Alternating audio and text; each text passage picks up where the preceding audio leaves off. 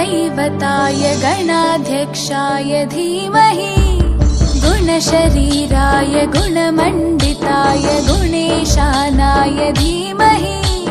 गुणातीताय गुणाधीशाय गुणप्रविष्टाय धीमहि एकदन्ताय वक्रतुण्डाय गौरीतनयाय धीमहि गजेशानाय भालचन्द्राय श्रीगणेशाय धीमहि एकदन्ताय वक्रतुण्डाय गौरीतनयाय धीमहि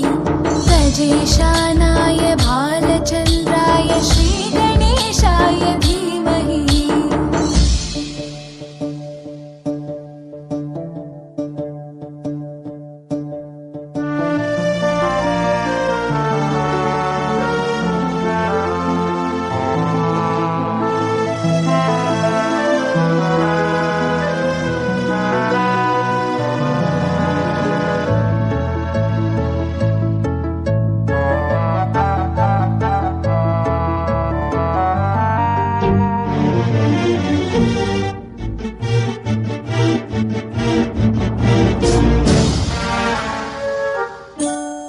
गानचतुराय गानप्राणाय गानान्तरात्मने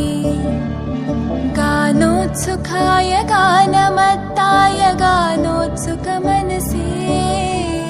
गुरुपूजिताय गुरुदैवताय गुरुकुलस्थायिने गुरुविक्रमाय गुह्यप्रवराय गुरवे गुणगुरवे